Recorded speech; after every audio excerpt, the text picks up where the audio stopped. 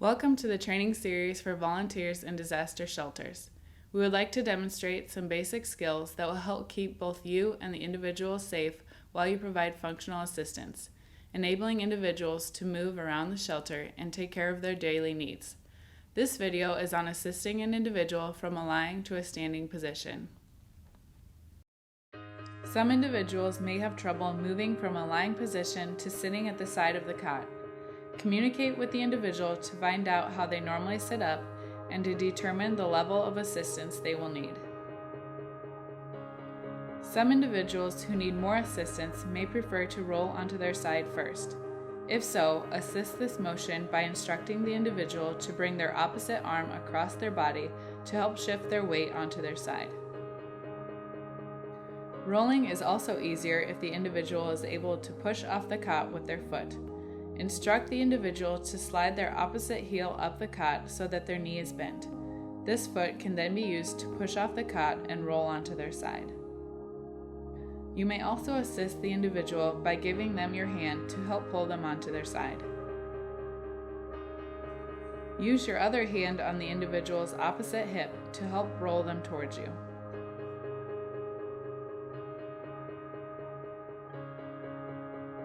Position your feet shoulder-width apart, with one foot slightly ahead of the other, and make sure to use good body mechanics by keeping your back straight and bending at your hips and knees. Once the individual is in the side-lying position, instruct them to use their top hand to push off of the cot and to swing their legs around to drop their feet to the floor.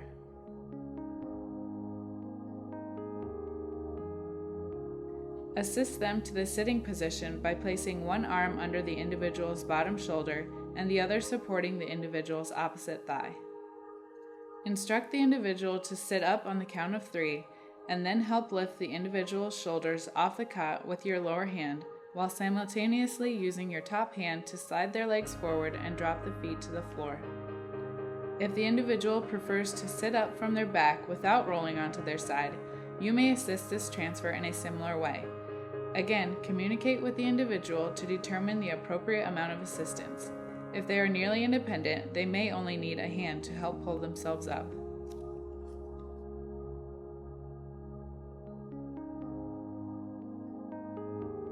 Once the individual is sitting, ensure that their feet are flat on the floor and that the individual is safe resting in this position.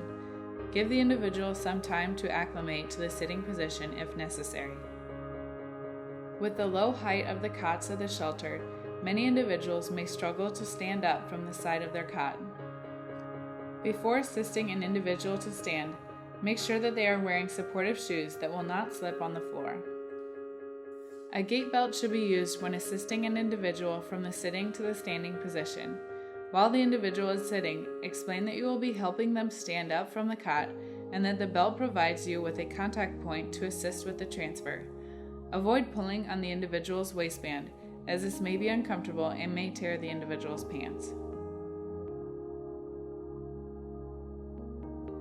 Place the belt around the individual and fasten by threading the head of the belt through the teeth of the buckle first, and then through the other end. Secure the belt tightly enough that it will not slip up and down on the trunk, but loosely enough that you can grasp your hand around it to provide assistance.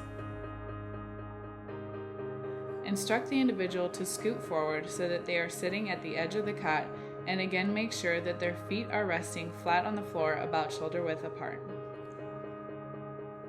If the individual needs assistance with scooting forward, tell them that you are going to assist them with this movement.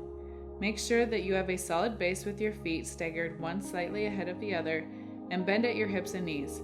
Notice how the volunteer's back is held straight throughout the transfer to avoid strain on the back. Place your hands around the individual's hips and assist the individual in shifting their weight to one side, while you help the individual scoot the offloaded hip and thigh forward. Repeat this on the opposite side. Alternate sides until the individual is sitting securely at the edge of the cot.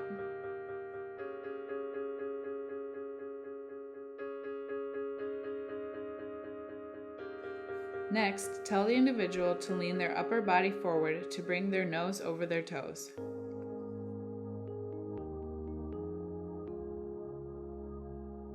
Instruct the individual to place one or both hands on the cot to push off and assist with the transfer. If the individual is more comfortable using one hand to hold onto you, have them place their hand around the back of your upper arm. Do not allow the individual to grasp around your neck, as this may cause injury. Count to 3 and then use your own body weight to assist the individual to the standing position by shifting your weight towards your back foot, being careful to maintain good balance. Utilizing your own body weight helps to ease the load on you. Once standing, ensure that the individual feels steady. Make sure that they have adequate balance and are not dizzy or lightheaded before walking. Remove the gait belt and remember to ask for assistance from another volunteer if necessary. Thank you for joining us. We hope that you find these techniques helpful as you provide functional needs support services in the general population shelters.